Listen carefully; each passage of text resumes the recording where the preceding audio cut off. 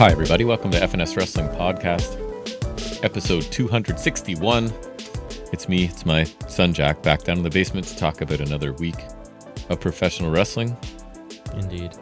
We will talk about AEW Dynamite, WWE Raw, NXT. We should do some housekeeping. If you haven't already, we did put out a bonus episode where we reviewed one thing very thoroughly, which was AEW All In. Okay, I wasn't sure if you remember for a second. I thought you were looking at me like you don't remember. I know, there was a brief second there. All Out, maybe. And then a less in-depth review because I watched. You only saw a little bit, and it wasn't that great. I think as I reflect on it, I maybe liked it less than you know what I mean? As sometimes time goes by, I'm like looking back when I really wasn't that good. I think I rated it too highly, but whatever. It's out there. It's canon, as they say. It is. So we didn't watch Main Event or Evolution yet. No, did not watch. We were just talking about that. How that's gonna cherry pick Evolution soon. Yeah, it's kind of screwing you in terms of watching Raw and NXT. Yeah. I don't know what's going on. Well, it's just like not even. It's just the spoilers. Yeah, as well. That's correct. I pretty much know everything. That's more so what I was thinking is like, because I thought if we had watched it in time, I think the ending to the main event would have been really cool. Yes. Yeah. Right. So I kind of know everything that happened, and I've heard enough now that I know what is good, I think, from people I trust. So I'll probably check that out. So anyways, timestamps available if you want to jump ahead to anything. What's new with us? We banter a little bit usually before. You went to another rock concert with me and... Oh, yeah, I guess so. Some of my high school friends. And our relatives. Cousins. Partial appearance by cousins. Yeah. And then who else? Oh, your aunt was there too. Yeah. So what did you think of it? Was Sloan, a Canadian band? It was cool. Like, they're not bad. I don't think, I think if you saw them in a smaller venue with better sound. It still sounds good though, honestly, they're, for being a small thing or whatever. A good Canadian band that your mother and I have seen many times and my high school friends have seen many times. So it was nice to see those guys and go. It was free. It was down in a nice spot by the water, right? So I thought they put on a good show because they're not young dudes anymore. They're not super old either. But I can't imagine they get much for that. They rock pretty hard, so just because it was free. So I don't. They're still paid because obviously the city has the money to do whatever, right? So they pay these bands to come. So it's kind of cool to go to. It was cool, yeah. And then your grandparents came up for a visit yesterday. Yeah. Went out for dinner, hung out with them. They had just been out east for a month and a bit, I think, missing all the Blue Jay games. As the Blue Jays are as amazing as they've been in decades, my poor dad, who loves the Blue Jays more than anything, the house they were renting, whatever, could not watch Blue Jays. Really? So I don't know. Maybe he's responsible for them being so good. He's been bad luck. Because they basically got bad luck. Red hot. Well, and I'd be texting like, "Oh my God, the Jays are so fun to watch," and then I started to feel bad because they kept going like, "Well, we can't watch it." And I don't know if he watches highlights and stuff on the internet. He might. I don't know how much they use the internet. Yeah, I know. And then last night you hosted some people here. So after your grandparents left, actually one of them showed up while they were still here. Yeah. You had a bunch of people over to swim and hang out outside because it was not oppressively hot. It was not. No, it was actually still nice pretty and warm. nice in terms of a summer evening. Yeah, it was good. Perfect kind of. Not. I don't even know if there was really a breeze, but it was comfortable. You could be swimming, you could be hot tubbing, you could be not, and would be comfortable. Yeah, you're pretty much fine either way. It got cold later, but that was after I was out of the water. And I'm fresh off of your brother had 2 games of basketball today, hence me in the guess what number your brother's jersey is. 8.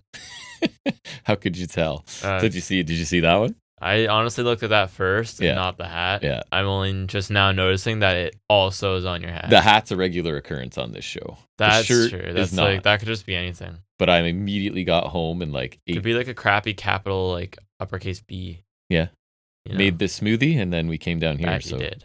I usually change into a wrestling shirt, but imagine this is, I don't know, Alpha. So I'm wearing, it's Alpha male Monty Brown. Or it's Takeshita Young Bucks because Alpha Elite. So now we're doing 2. And then basketball Shaq because he's in the video game. Wait, was there any NBA people in AEW? Shaq was, right? He had a match. Right. See? You're right. Works even better. Or former 24/7 champion NS Cantor. I know things. That's amazing. That is a deep pull into wrestling and basketball. We already covered that too. We did that once. Yeah, we did. That's right. Anything you want to discuss or you want to get into it? No. All right, let's do it. First segment, we'll talk about some of the week's wrestling news and rumors.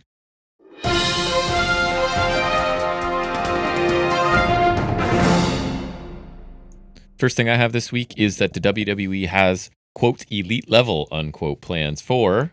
Elite. Right. For who? Fatu, Breakker, Ripley. Jacob Fatu. Well, and Ripley, I didn't even include it. That's the one I thought was stupid. Because they're like, oh, they have plans to make them top stars. What have we been doing with Ripley lately? She's been huge. She's so huge to the point where people are starting to complain about it. She's not at her hugest now, but she's not far from it. Well, she's just perennially at the top, and I think if people are complaining about her being perennially at the top, she kind of has it made. I agree. That's why I didn't even include that. I thought that was I saw weird. some people saying no to Fatu, and I'm like, but it's Fatu. So apparently, a top tier babyface sort of shift is officially underway, with the company ready to elevate his profile, not just on screen. And if this is true, this is the big part, but through heavy promotion and public appearance. So if they think you're a guy they can send out into the public, like a Miz, you can say what you will. That keeps Miz employed and a millionaire, because he can go do, I'll go do all the public stuff you want. Cena as well. Even Titus O'Neil hasn't wrestled in forever, but he still does a ton of crap for the company. Exactly. Or Big E.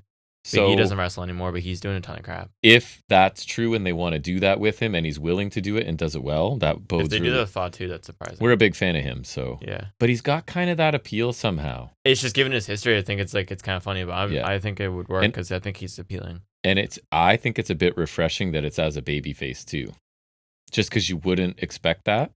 And the stronger you can make him a babyface, the better it's going to be when he turns and just is crazy Fatu. Yeah, because we've seen a bit of that already. And he's like, when he's like the unhinged, doesn't care, it's fun. So he can do that after this, right? So anyway, sorry, that was me. First one. Big SummerSlam match made them know we're going to want to watch right away is Randy Orton and Jelly Roll against McIntyre and Logan Paul. Yep. What a waste of McIntyre.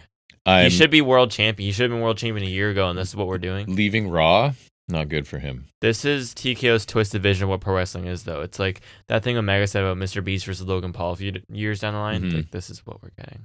So it's funny you said that. So I wanted to go through the card because I didn't know. I also have that. 8 confirmed matches, and I thought we'd just talk about our interest level. So that one you mentioned. No. No. No. Yeah, that's just a no. Yeah. So let's go. I'll go from the bottom, I guess. Women's Tag Team Championship match. I just saw this one, yeah. Judgment Day versus Flair and Bliss. Nah. I hear Flair's getting cheered. I'm just surprised that these, not only did tag belts make it on a PLE, but these ones made it on a PLE. Mm-hmm. But when you unnecessarily stretch a new pay-per-view to make it 2 nights for the first time, you're going to have to pad it out with stuff. Filler. So, yeah. They were considering doing Uso and Bronson on SummerSlam too, which that would be filler because they just threw it on Raw. Yeah. Did you hear that Charlotte's been getting cheered? Yeah, because they love the Odd Couple tag team, and because she's away from the main belt, so people she just did something where it's been revealed that she's like the most harassed. They did a ranking of sports people, and she's like the most harassed professional wrestler online, and I think there's starting to be a little bit of backlash from that in a positive direction for her. And as we've talked about, the fans love everything and cheer everything right now. And that comes into play on Raw this week again. We're in this era and they just want to cheer everything. And it's great for them because that's what they want to do, but it's not great for the product for me. But it's also not great to gauge reaction too. Right. No, it's not. I don't know. It's weird. Women's Intercontinental Championship match. Becky Lynch versus Lyra Valkyria. That'll be a good match. It'll be good. I just don't care because we've seen it twice. They've been clinging to each other for quite a while. Yes, it's time to maybe move on. I don't know. Stratton, Cargill? Nope. Too bad. I don't know. It's weird because I guess it's just because they're on SmackDown. Because I liked Stratton in NXT. I thought huge things for her.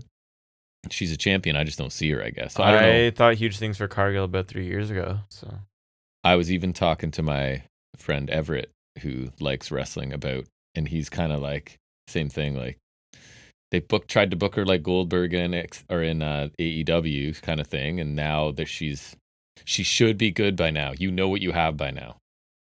Mm-hmm. Look, $1 million. That's what we've been saying. She plateaued years ago. $1 million look and $5 talent, kind of. Maybe that's harsh. I don't know, but we'll see. I mean, So triple threat, which obviously will be awesome. Naomi, Ripley, Io Sky. I'm a little sick of the Io Ripley thing too, but I do like having their Naomi chemistry in is there. nuts though. Yeah, and I do like having Naomi in there. I think she has to win too. So Io is my front runner for women's wrestler of the year right now, pretty easily. Yeah. She's in ring. She is incredible. I don't watch her enough, but I also hate Toni Storm enough to pick Io anyways. I don't hate Toni Storm. I am getting there. I know you. You're there. I mean, let's be real. Gunther Punk. No, I'm good. I'll watch that. That could be good. Yeah. I know Punk's winning, but unfortunately, you don't think so? Wait, if Rollins cashes in, yeah, yes. Rollins is cashing in. I think so. I don't know. United States Championship steel cage match, Sikoa and Fatu. I mean, it's too bad. I don't. Fatu. AEW has taught me cage matches can be interesting, but every time WWE does one, it makes the match less interesting. And Solo is so boring that he makes me not want to care about Fatu right now. I am so not in tune with SmackDown, other than kind of knowing. I think he calls his bloodline his family tree now, but I don't care. It is. It's my family tree. MFT. Like my family tree. Yeah, that's right. The only thing I like about his bloodline, and again, it's hilarious, is Tala Tonga. I think that's just the best thing ever. And Cena, Cody Rhodes. It is now a street fight. Yay. Right. So I'm praying that just makes it more lively than the Romania stinker, but I don't care. Listen, I had just remembered I meant to do it earlier. I should put that match on Worst Of because it was like so boring. And then Travis Scott came out and ruined the whole thing. Like, apparently, I was just reading something that like you're gonna do it. Yeah. Go ahead. That he's like not reliable, and that's why they don't want to work Reportedly with him. pulled from WWE plans due to lack of commitment. Yeah, because he just he'll like go half into things and not want to do it or something like Inconsistent dedication became. I don't even have that as my thing. I just remember seeing that on Instagram or whatever. So take two then, because I just did too. An interesting one I thought was that Blake Christian claims he was supposed to be Axiom or he pitched it or something like that. Like before his WWE release, he was there as Trey Baxter. I thought that would have been interesting because I really enjoy his work. I love the current one, but I think in ring, that's what Christian says, that like A-Kid does great. I mean, given Blake Christian's in ring repertoire, I think he would have fit quite well. He could have done it. But I'm happy with Axiom, and then I think Christian does decent for himself as well. It's amazing that character, that gimmick survived, worked out somehow. Well, because they toned down the main roster. They toned down the 2.0-ness of it. Him being a mathematician, he's just like a superhero looking dude, and then him and Fraser's being like the high flying tag. Remember they used to do like the effect, and then there'd be like math stuff. That was kind of cool looking. It was just kind of stupid when they lean into it for like promos and his character and whatever. It felt kind of like 80s. The only remnant of that is like maybe that part of his entrance or the fact that his finish is the golden ratio, because that was like. I kind of like that it still is that too. Yeah, it's a nod to that. You get two in a row. So. Okay, yeah. Apparently the belief in AEW is that Baker will be back, Britt Baker. Okay. Which are you saying the dirt sheets might have gotten it wrong? I hope she's back. I love Britt Baker. We do enjoy some Britt Baker. She's a heel. Yeah. She is. And Toni Storm's a face, so you could go down that path. Yeah, but then that's just gonna make Baker look stupid. Because I'm not sure Athena wins. Athena has to win. I feel like if it's soon, she won't. If they wait a while, they're not gonna do it now. Not. Which is why, like, I don't think they're gonna do it now because I think Athena has to win, because like everyone wanted Athena on AEW and everyone wants her to win the title, and if it would just piss everyone off if she loses. Me included, yeah. Especially with the contract too. It's different if like you build her up for a title match and you want to have her lose clean in a match, but it's like if she's cashing in at an opportune time and she still loses, then it's like. Yep, I agree. Last thing I had, Goldberg's farewell match. Oh, I'm sneaking. I'm side-dooring ratings into this news, damn it. It's been too long. So here they come. Because it's to mock Goldberg, so it's for a good cause. His farewell match draws the lowest Saturday Night Main Event viewership since the show has returned. So lowest of the 4 specials so far since it came back. It's almost like going up against AEW's biggest show wasn't a good idea. 27% drop in viewers from the previous Saturday Night's Main Event, and that key demographic. Do you even remember the age group for that? 18 to something. I think 35, maybe 39% drop. I mean, obviously, whoever wrote this framed it as it's Goldberg's fault, but that's why I'm here. Also, on Saturday night's main event was Rollins taking another knee injury. Yeah, it's unknown how bad it is. There's also speculation it's a work. I think it is. I don't know. I hope it's a work. I think that'd be kind of funny. They've telegraphed his cash in at SummerSlam so badly that this is what they're planning on doing to can't be because he's hurt. But then it's too obvious. I don't know. I also just hope it's not real because he can't keep taking injuries to that knee. I agree. He's messed up that knee a lot. I'm 60-40 that it's not real. He's messed up that knee a lot. It didn't look as gross as it didn't. The first 2 times. But there wasn't nothing either. When he rolled over on the senton, you can see a little give, and then he landed on his feet off a moonsault. So who knows? Yeah. And then, do you have any more? My last one is that All In is going back to Wembley in London on August 30th next year. So they're better for them. The gate was probably better, triple. Crowd's better. Yeah. Osprey. Yeah, crowd's better. Yeah. Hopefully Osprey's back for Forbidden Door this year since he's taking time. Yeah, those injuries are so. I feel like that might be whatever they are. That might be why Mox isn't taking time off because Omega and Osprey are. Right. And if we're down both of them, I think you kind of need Mox around. Yeah. I was even we'll get to it, but I was even take a week or two. Yeah. No, I agree. Made more sense to me. We might need him right now. Yeah. Is that everything? Me too. All right. So that almost segued right into that because we started talking about it anyway. So let's formally do it. We'll talk about this week's episode of AEW Dynamite.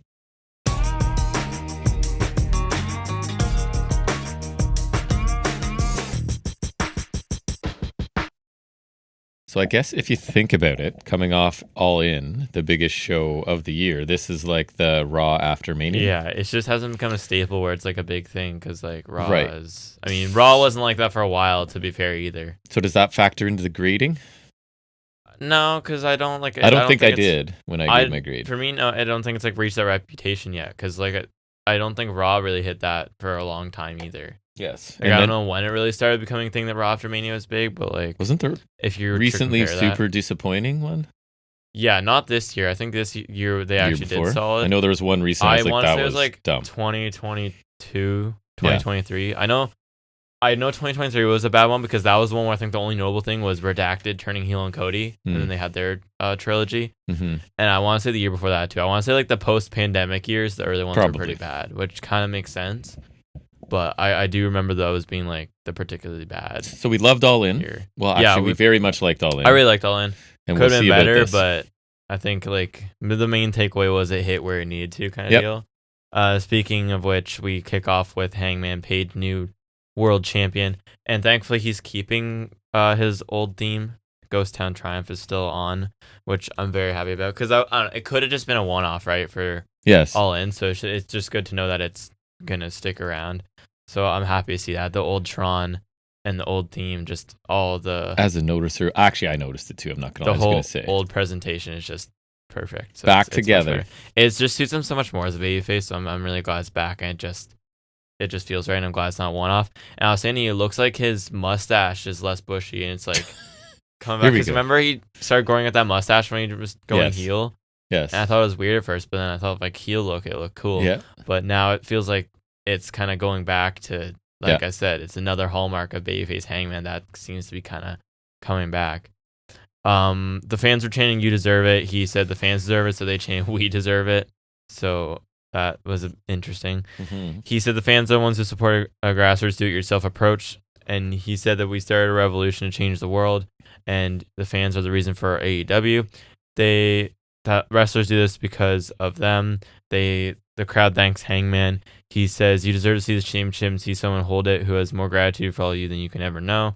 He talks about walking to war All In that had been going on for 9 months, and he had to thank everyone who not only helped All In, but who helped or who had been fighting Death Rider since the beginning. Right. So he mentioned Orange Cassidy, who's injured, Jay White, who's injured, Copeland, who's old, Ops, Bryan Danielson, Darby.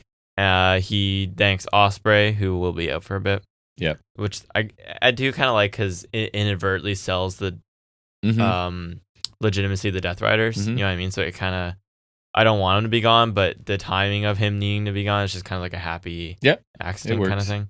And then the fans kind of picking up on it, start chanting Swerve's house. He does end up thanking Swerve. He doesn't know if he did it for himself, for AEW, for Hangman, but he does thank Swerve Strickland. So that'll be very interesting. I like that. Me too. He said at All In, it was full of highs and lows, and he said in addition to buckets of blood, he shed tears. He said people like Jon Moxley who say that makes him weak or less of a man are wrong. He said he has a wife and 2 kids who love him. He has thousands and millions watching him, and they can look at him and respect him. And you can look at him tonight because he's the champion of the world. He is the champion of the world. And that's all. He is. That was incredible. He is such a fantastic babyface. It was really simple, but I thought it was a good follow-up. That was my first line I have. It's a Hangman's take on a standard babyface play to start, like thanking the crowd and, you know what I mean, doing that kind of thing. And because he's really, really believable, right? He just seems genuinely like passionate, and he's got energy. Well, I like they thanked everybody too, because I mean, it's just a classic move, especially when he's got 2 of his most heated rivals over the year, which is Swerve, but also Jay White. Like, and I like that they had a big feud too. He begrudgingly, he has to thank Swerve, right? He's now the whatever face of the company, and he's thanking everybody else, and technically that guy was the biggest help. So and Swerve actually did help him. You got to thank him. I just hope AEW has huge plans for his title run. I hope we line up the right opponents. I'm saying like we need a year of, I don't know what, but he is just such a good character and storyteller that they have such a stacked roster that they just need to figure out the way to go. But yeah, this was awesome. He's a modern babyface, right? Yeah. Strong start. I wouldn't be surprised if we saw one more Mox match, which I'm okay with. And I do care about, and you would be more into this because you're more detail oriented. I do care about seeing the title. Yeah. You know what I mean? It's so big and shiny, and it's been gone forever. And it's my favorite belt. It's a beautiful belt. So maybe there was use in it being locked up for a year. I don't know. I don't disagree. In hindsight, I think that worked better than... I don't disagree, especially because I think it's such a beautiful belt, and it honestly does feel weird that like this was the first Dynamite of the year where we've seen that belt. And him getting it out of the case, even with the trouble he had, was a really big moment, right? Yeah, I agree. And like it was an odd choice, and it kind of made sense, but then it became like so much of a thing where like Adam Copeland tried to remember. You can talk about all you want, but Hangman tried to struggle. But like Adam Copeland thought it would be a good idea to just smash it open. Yeah, just beat it with a spike. Yeah. But yeah, I honestly do think it was kind of a good choice because it's just kind of like it's a bit of catharsis to see the belts again. Yeah, right. And he's got this giant, beautiful, shiny belt on, and you're like, oh yeah, I have not seen that. It is a very nice belt. In months and months. It is a very nice belt. Yeah. But like as I was saying, I feel like we could see a Mox match again, which is okay. Feels like not he's going off with Darby Allin right now. It does, but then they beat up Colt Cabana on Collision. Oh, because remember Dark Order and all that jazz. Mm-hmm. I could also see a Darby Allin title match. Honestly, once he's done with Moxley, I could see Hangman Darby. I think that'd be kind of cool. Depending on the timeline, I could see Jay White. I definitely think we need to do a Swerve program in some form or fashion. We need a big heel though. I don't know who that would be. That is the thing. All these are baby issues. I dare say we throw Fletcher in there for a second. Even if he's TNT champion, I say we throw him in there for a one-match program. I was going to say, it sounds like he's on a mission to get the TNT. We do that, but then like have Callis get him a title match somehow. Yeah. Like, even if it takes away from him being TNT champion for a bit, I think it's very worth it to throw Fletcher's hat in the ring. Mm-hmm. And I think Takeshi would be a good heel. Honestly, I could see Jay White turning, and then... It's Hogan style. Hangman's redacted. And then you've got they don't redact him. The Heenan family, like all of his guys. That's true, yeah. And what was I gonna say? Oh yeah, I saw Colton Gunn might have gotten injured on Collision. Oh, that was in my news. I forgot to say that. Yeah. I know. Bang Bang Gang, Snake dude. Bitten, man. That faction couldn't finish the match apparently. I'm very concerned because like Juice just got back. Crazy. Yeah, and that kind of kills Austin too because let's be honest, they're not gonna do much with one gun. No. Right? And then if Jay White comes back, it's like, are we ever going to see this faction intact whole again? I know. Doesn't seem like it. It sucks because I love them so much. They're such a good group together.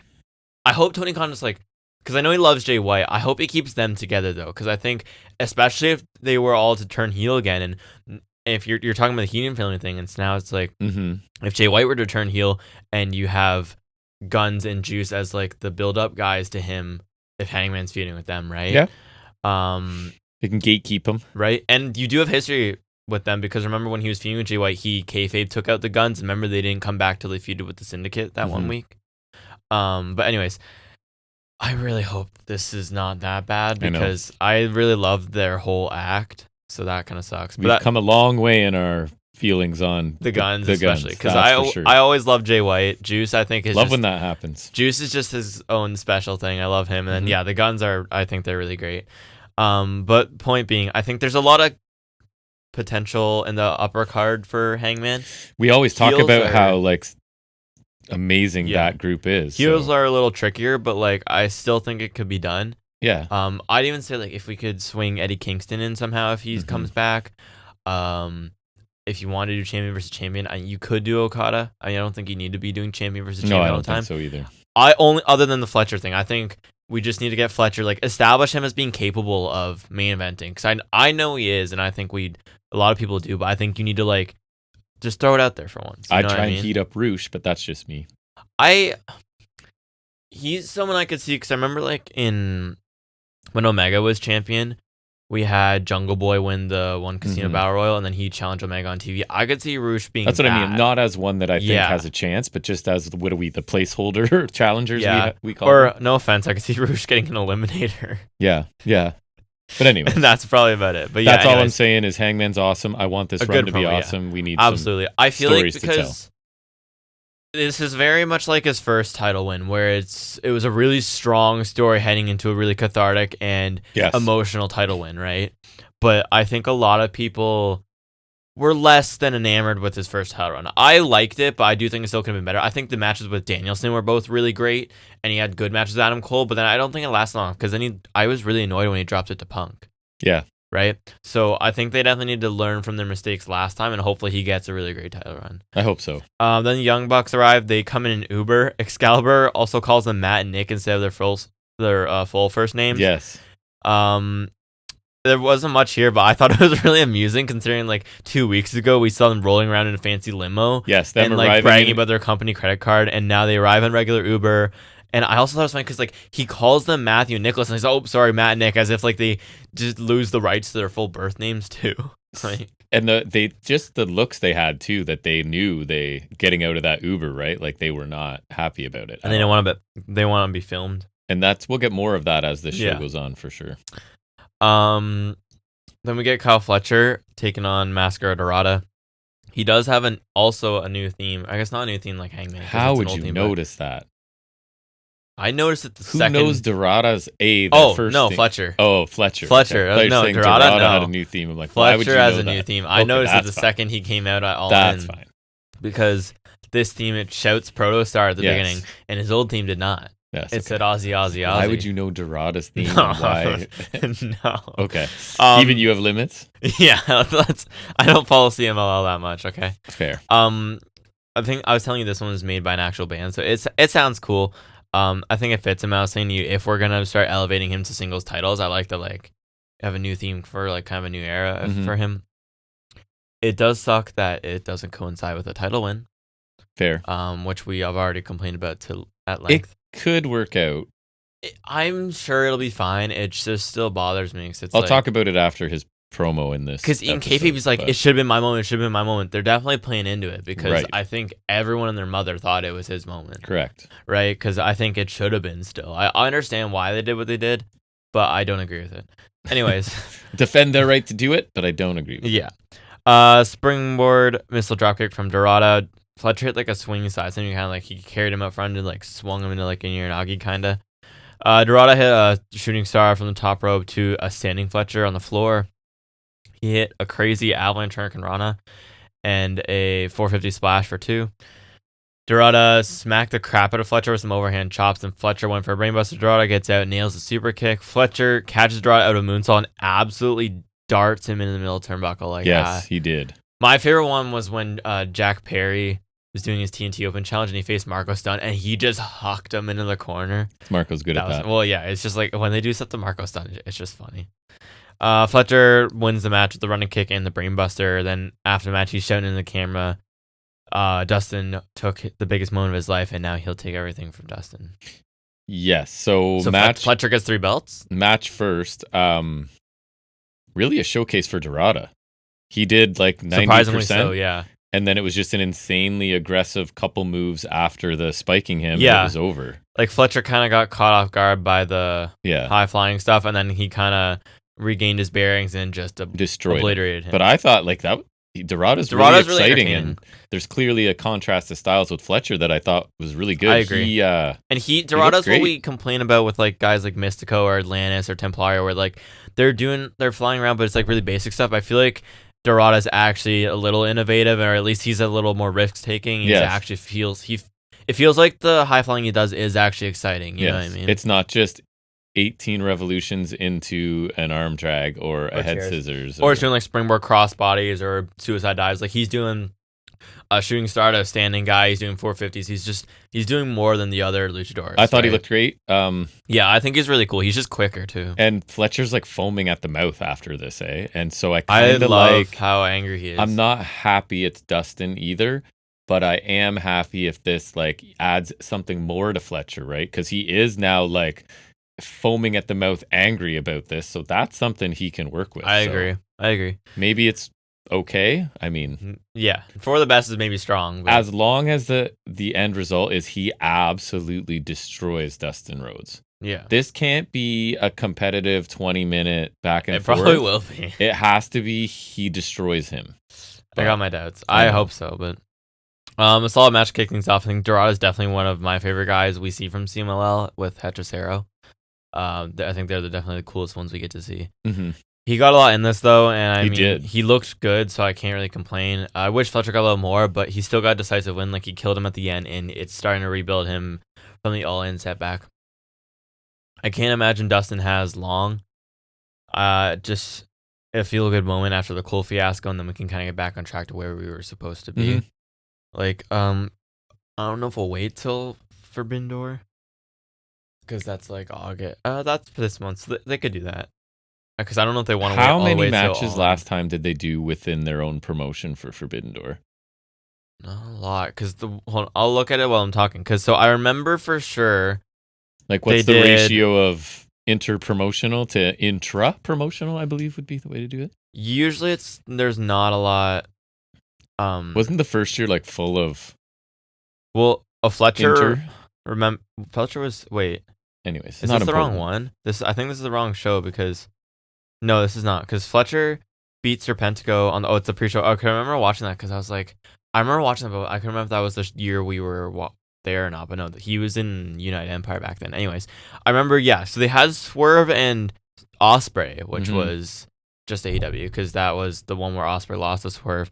But other than that, I don't think so because Mox Naito, no. Monet Vicaire. That's crazy. Given everything that's happened. The interpromotional, the ladder match of the TNT title was also interpromotional. Oh, I mean, it's kind of promotional. It was the Ops before they were the Ops against Learning Tree with Jeff Cobb.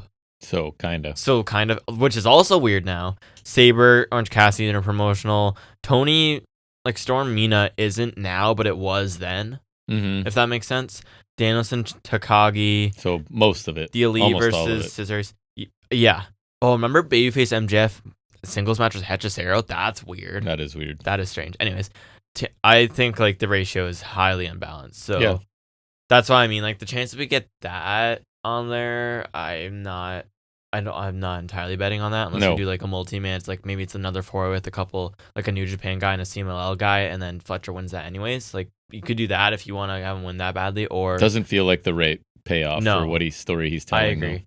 I think either you do it on Collision because that's on TNT, or you're gonna wait till All Out when we're there. If we have to wait till then, that's fine. Honestly, I'd like to be there for Fletcher's title win. That'd be cool. Anyways, then we get a Bucks interview. Renee's asking him how they feel after losing, and Matt says they're looking for their locker room. They walk by Shafir and they kind of exchange a look, and she just shakes her head and continues walking. some guy crosses out EVPs on the locker room door and writes their names instead, and not Matthew Nichols, it's Matt and Nick again. Ricochet and Gates of Agony walk by and says, must suck to be them. And Matt's like, we teamed 3 weeks ago. We tagged with you a couple weeks ago. Which I thought was really funny. Callis comes in, says he sees an opportunity to do business. Matt does not want to.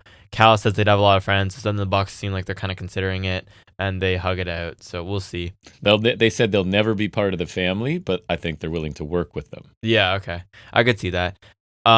I did think this was pretty funny. Again, I'd love how like the second the Bucks lose power, everyone treats them like crap and doesn't give a shit. Right. Like and Ricochet doesn't even suck up to them anymore. That's the funny part, right? And it's like, everybody from like production people to the like I was saying when we were watching it, the people you could believe the people in the truck doing like the video stuff would be. We'll talk about that when they're with their match. So I think that they're getting a lot of mileage. I also think it's really funny. Me too. Yep. And I like that Ricochet, like, because you could understand he's the type of guy who would suck up to them when they have power and they could get him title shots and opportunities. But now they can't, so he doesn't care. And he also has muscle, so it's like, what are they going to do about it? And then Callis, remember I took the note of he's trying to swoop in and add them to his group, like buying low on them. And then I think it was 2 minutes later, Excalibur, I think, used the phrase like it makes sense for Callis to come in and go, hey, your guys are bottoming out. Come join my group now. And it's a little weird because he has a history of not liking the Bucks. But at the same time, he's a leech and he's an opportunist. And he'll target vulnerable talent, right? If he thinks he can. So I think it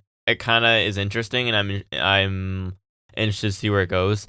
I'm just a little afraid of the Callis orbit getting too bloated because it's a bit of a power grip right now, but we're kind of pushing because we have like RPG Vice and Lance Archer. With who we don't need. No, but like on the top side of things, it's a pretty power action. Like Takeshita, Fletcher, Alexander. Alexander hasn't been presented, but like he's strong. Not a goober. No, like he's still good value. And in terms of guys we like, that's a killer trio. He's not Rocky. He's not Rocky Romero or Trent or Archer or even Brian Cage. Yeah, love him, but you know. Let me get a Syndicate promo from the day of All In. MVP says they don't need to celebrate because he knew they'd retain the titles and they'd beat everyone who steps up to them. He begs for anyone to take the titles. Does he like not like being champion or something? Like, I don't know. Just like, they're just please. that confident. Yeah, I know, but just like the way he keeps begging, I'm like, does he not want them to have the titles or something? Like it planted that seed in my head, even though it's not at all what it is. MJF says he's happy Hangman won because he has nothing to prove against Mox, but he does against Hangman because the fans think he's a good guy and he's the best, but he's not. He says he doesn't need the contract to beat Hangman. He can do it clean, but it's in case of emergency. He says he's the physical manifestation of Hangman's depression because he'll be on his back to push him into a pit of his own despair at any moment. Hangman can be the main character because he's fine being the villain. Nice guys finish last, and MVP says they're not nice at all. Yeah. So it's the badass heels that just want to fight, right? I love that MJF's like already planning that thought in his head. And his tone seems to be matching more Hurt Syndicate here, like, because he's not you know what I mean? He wasn't just mocking someone or taking pot shots or whatever. And they can heat up MJF Hangman whenever they want. I think this almost sets up, like, not him cashing in honorably, but, like, what if he's going to, like, earn a title shot? And then if he loses I can't see MJF doing that. No, but like, here's what you do: you have him earn a title shot, and then because he can beat Hangman. Then when he doesn't, you just have Lashley and Shelton beat Hangman up, and then he cashes in to just win the title anyways. You could do something like that. It'd be kind of like when Christian lost the title to Copeland at World's End, and then remember Luchasaurus won the pre-show battle royal at World's End. Yeah, and he gave Christian the contract so that Christian could just win the title back at World's End. Right. Yeah. I remember all of that. Tried to say World's End. I noticed you did. Okay. Yeah. It makes me giggle. They need to get a tag team going because Jet Speed's not really working. Like, love them in ring, but they're not presented. They can. I think they should. I don't know. And I hope they will. Me too. I was going to say you could have like someone from New Japan or TML challenge, but who? I don't know. But yeah, they need to get some babyface tag team, some steam, and I don't know. It's hard to see Hurt Syndicate losing to anyone in. Who's even got the New Japan tag, the IWGP tag belts? I don't even know. I don't know. Anyways, this was good. I liked it. Here's your analysis. This promo was good. Then we get 8-man tag. It's Josh Alexander, Hechicero, Young Bucks against Bandito, Jet Speed, Brody King. No pyro for the Bucks. They're waiting for it, doesn't come up. Then their Trons get changed. We get some videos of them losing it All In and getting out of the Uber, and then like graphics where it just says Matt, Nick, EVPs, whatever. And Justin Roberts introduces them as used to be EVPs, Matt, Nick, Jackson. The Young Bucks slander is very amusing, and like you said, it makes sense in kayfabe. Since they were such pricks, so I think it's just like everybody from top to bottom is willing to contribute to make it embarrassing. I really like it. It's a nice follow up for All In, and it's really funny. Ishii and Taichi. Oh, that's weird. Are you really? No, that's AI telling me that. So who knows? Oh, it annoys me. My default browser for my like new Gmail is Microsoft Bing, but then like on my Spartan Island one, or sorry, not my Spartan Island, but like the Twin Monkeys Gmail, it'll default to Google. So it depends on the account I'm using whether it defaults to Google browser or not. Right. And it bothers me because it doesn't make that much of a difference, but I don't want to use Microsoft Bing. I can't. I don't know. I don't know how. We get Alexander and Brody King getting a strike exchange early. Alexander lowers his straps and they chop each other again. He's chopped in the back. Then he tags out and puts his straps back up. That was awesome. I love that. Jet Speed hit a bunch of tandem offense to the Bucks. They capped off with stereo slingshot planchas. It is Ishii and Taichi. Weird. Nick goes around the ring taking everybody, thinking he did a PK to Knight, who was on Alexander's shoulders in an electric chair. The foot stomp to Speedball into a powerbomb from Matt. Then he jumps up to dive on the King and Bandito, like the Fosbury flop kind of thing. Just Nick Jackson's a freak sometimes. He added, was a sequence there that was pretty just nuts. Crazy, just and so smooth, all of it. Yeah, he just basically did a round track around the ring, taking out everybody. Alexander hit his spinning torture rack slam to Knight. Then the Bucks tag in. They go for the EVP trigger Knight, but they stop because they don't know what to call it anymore. So I thought that was pretty funny. They did used to call it the BT trigger, but that's not even a thing right now. So it's like, do you even call it that? That was the moment in this. No, I know, but like, because they can't call it EVP trigger, but they used to call it BTE trigger before that. But BTE is not even a thing right now. That's what I was thinking too. Neither of those things exist anymore. So it's like, I don't know when you call it. I think Taz, you call it the Matt and Nick trigger or something. I was like, okay. No. Knight hits a dropkick to both Bucks, tags his Speedball for the hot tag. Speedball counter, more bang for your buck, ends up hitting a standing moonsault knee drop to both Bucks stacked on each other. King with a cannonball to Hechicero, then he takes out Alexander and the Bucks with a suicide dive. Then he assists Bandito up to hit them with a moonsault. Speedball with a springboard moonsault to the floor onto the Bucks as Knight takes out Alexander with a springboard lariat in the ring. Bandito with an avalanche moonsault follow slam to Hechicero. Almost under rotated, but looked pretty dope. Yeah, I was nervous there. Bucks broke the pin at 2. Alexander and the Bucks triple team King to take him out. Then Speedball hits a poison rana at Alexander before he eats a double super kick. More craziness with everybody. Bandito hits the X knee to Nick. He goes for a 21 plex, but Alexander carries him off. And then the Bucks team with him to hit like the assisted indie taker. Then Hechicero launches Bandito like with that weird launch from the ground he does into a double super kick, and then he chokes at Bandito for the win. Bandito gets absolutely obliterated in the final stretch of this. Which I guess we're getting Hechicero Bandito. That's kind of cool. It seems like. I thought this was a pretty awesome 8-man tag. Bailey's hot tag I thought was really good. It was funny because I get what commentary were doing. It was just really poorly timed. At one point, I think it was Excalibur. Remember, he said something along the lines of, the Bucks might be off their game after losing, and then it's like, and then Nick went on that tear. Yeah, went on a crazy super Bucks run, but really fun. And Bandito and King seem to get a good response, and would be an interesting team if you wanted to do that, like a babyface tag team. Like if you needed one, just talked about it, right? AEW does these really big tag team matches really well, and I thought this was pretty awesome. This was really fun. As expected, very fun, and it was a great group of guys. It's just one of those matches where it's a good crop of talent, and you're just never getting anything bad. The end stretch is definitely some craziness, and as someone taking notes, there's a lot to keep up with. But I'm glad the heels got the win, because I love Hechicero, and I feel like Alexander doesn't get to win a lot, so him being influential in the finish was good for him. It was. And it's a bit of a rehab win for the Bucks as well. Thought everyone looked good here. The end stretch was nuts and super entertaining. Then we get to hear from Adam Copeland. I'm not going to call him Cope still. I don't care how long it's been. I wrote Copeland every time. He said the fans and the reactions are why he keeps getting up and getting in. They sung his theme song again. Yeah, they sure did. He said people wondering if he came down the ring to save Christian Cage. He said no, because he's an asshole. Christian, not Copeland. Maybe both. I don't know. It could be, but I didn't save you because I'm an asshole. Copeland said Christian had made his life miserable since he came to AEW, and he basically like recapped their whole history where Christian didn't want a team together. He insulted his family. He was gonna cripple Copeland. Yada yada yada yada. World title win, cash in. Yada yada yada. He says he doesn't blame the patriarchy for turning on Christian. He told Christian it would happen, and he hopes Cage pulls his giant cranium out of his ass. He said he came back at All In to get his hands on FTR.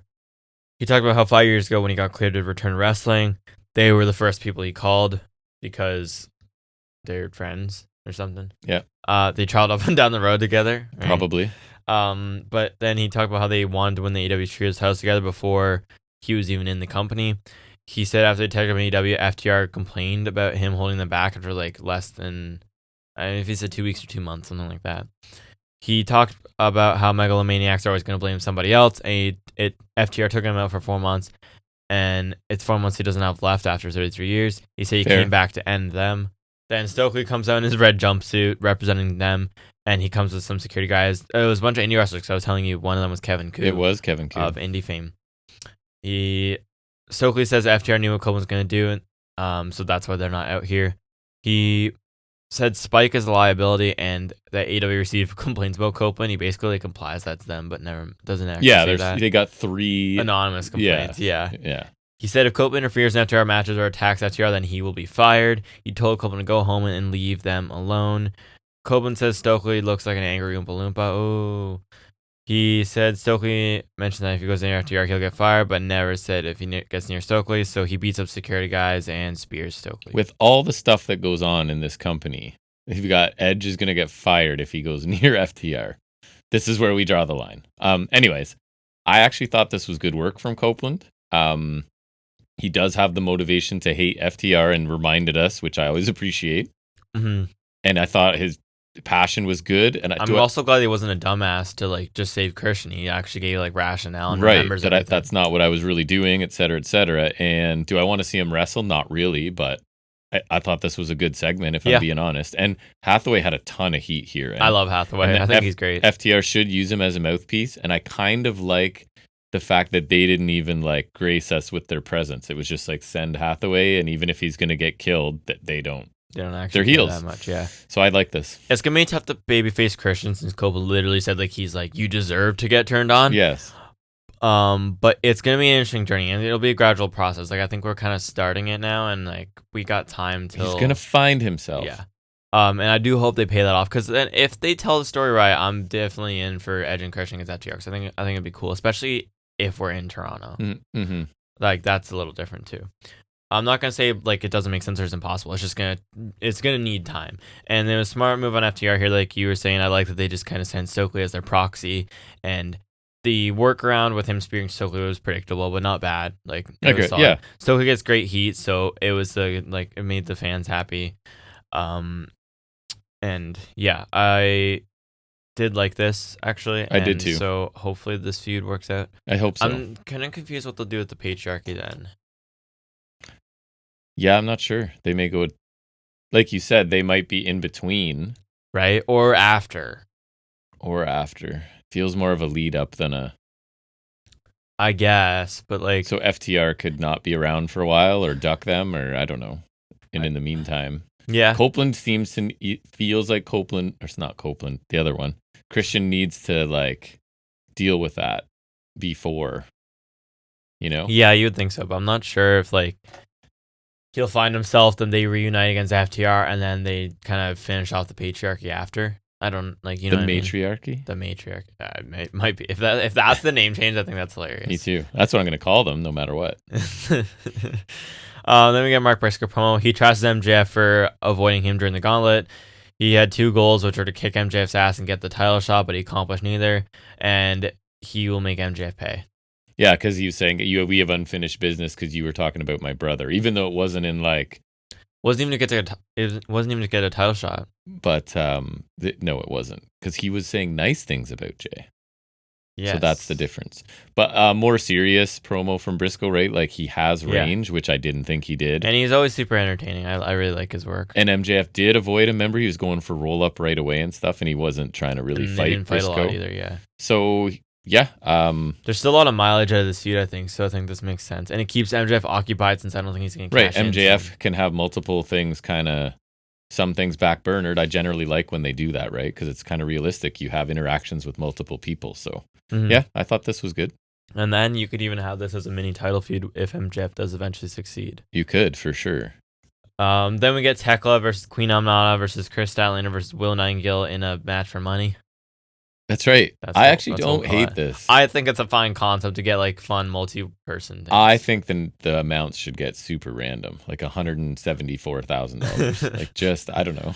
Well, it's already straight a bit because we had like the 4 million pesos, which is like 400,000. We've had 100,000 a lot.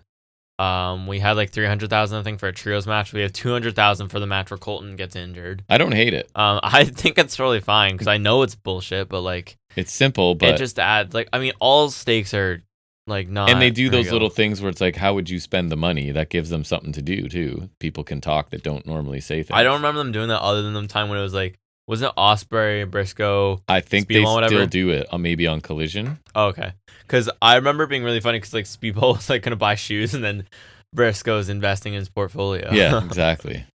Anyways, and this is a solid group of women too. So it is. Stanley hit a stalling vertical suplex to Tekla, which was pretty nice.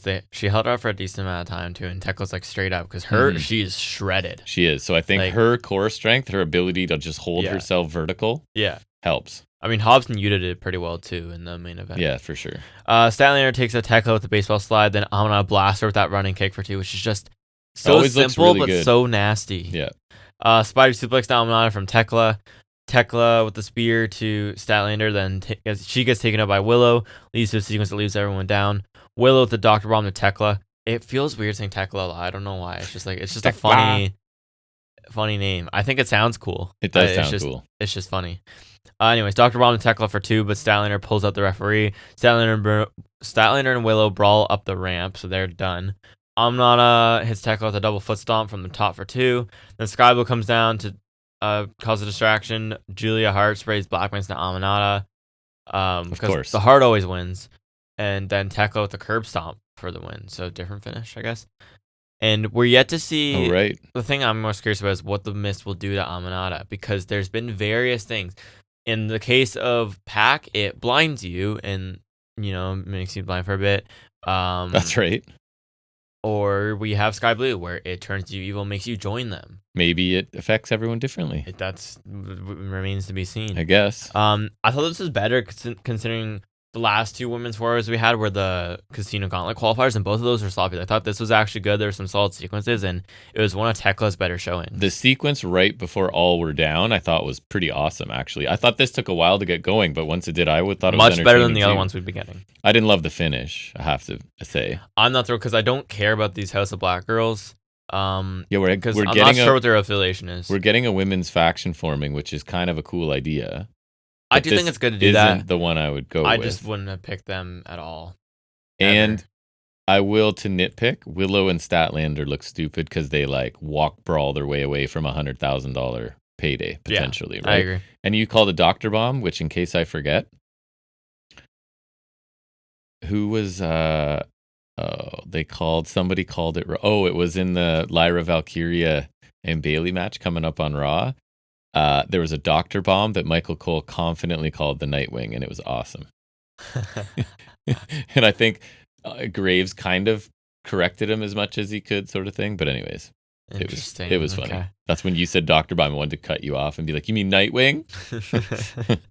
Yeah. So it's like when we were like, every time Okada does a flatliner. Yes. So I thought this match was pretty good as well. Yeah. Then we hear from Tony Storm, she's cutting a promo from the balcony. She says all her stupid lines like the tramp, that's the champ, or the something you can't rebut. Something you'd like to spank. Skank. I imagine. Right? Yeah. Just all the stupid derogatory names that she has rhymes for. She thanks Monet for going all in with her. Her title's the big one. Then Athena appears on the Tron, just kind of lording her contract over. So I'm kind of like what MJF was doing. She's cool. But yeah, she sounded really cool. Storm said more crap and finished by saying she's timeless. I can't with Tony Storm's promos anymore. I know I keep saying it, but I just can't. It's just too much of this cartoony double entendre bullshit with these cheesy wordplay rhymes, and it's just it's so stupid. It told you it feels a bit DX to me, where they would really, really lean into that, and it just got like to she's be just trying so okay, hard. We to, get it, right? You can make anything dirty, awesome, and it's rhymes, so pretty it's funny. cool. Yeah, but it's like no one actually talks like that. No real person is like. It's so stupid. It makes me feel dumber because like everyone's like, yeah, people love it. I don't dislike it as much as you. It's just not one of those things. That's not for me. It doesn't make. It's just not world champion material. We just need to stop, and it's just over the top. It's so bad. But I thought Athena was great, but she's probably gonna suffer from the same thing that everyone else does, where she's a real person that's gonna look stupid next to Storm. Thoughts on Billy Starks with her?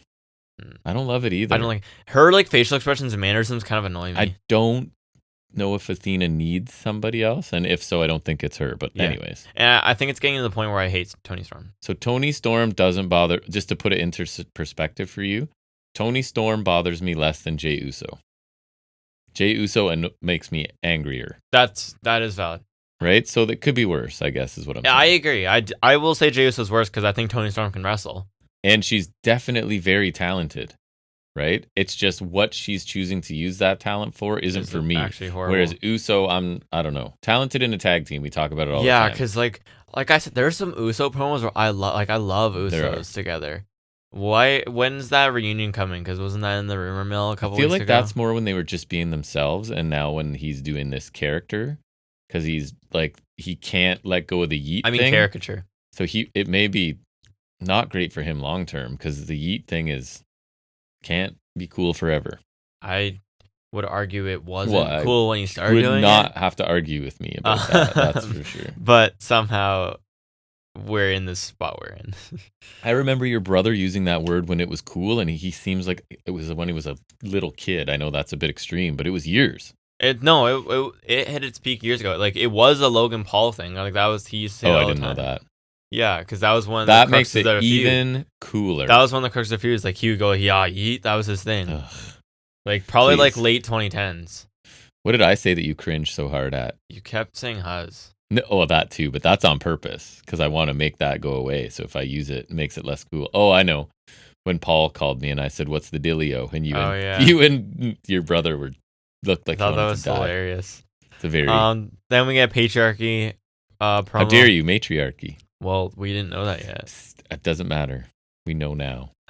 Kip Sabian said a whole thing that I didn't understand. He was talking like his purpose is to support Nick Wayne or something like that, and he's here to support a matriarch. I don't know. He was talking about like coming into the group and like. Doesn't it feel like he's like the older brother? Kinda, and like he looks cool. I think the older brother's there supporting the talented younger brother, which is kind of a cool heel role. Yeah, and it kind of feels like Christian not being there gives him something to do. I hope so, because he was just kind of there. Yeah, he's already kind of doing just more looking here. Cool with cool hair. So, anyways, there's hope. Then Mother Wayne says these are her boys, and Nick is her son, and they're prodigy. Nick Wayne said Christian was past his expiration date, and he realized that when Christian tried to be world champion, was like going off of their plans, which is valid because he screwed up their plan. Remember? That's right. And I like that because what was it? Wasn't like Nick Wayne calling him out like because you didn't want Copeland to be champion, right? That was the whole thing. And he said he's just 20 years old. He's the youngest crown champion in this company. And I just kind of, when he said that, I just muttered ROH. Because it's not that's actually... that's the choice of words, eh? Yeah. Crowned champion of nothing. of a television product that's on Honor Club. Crown champion nonetheless. Sir.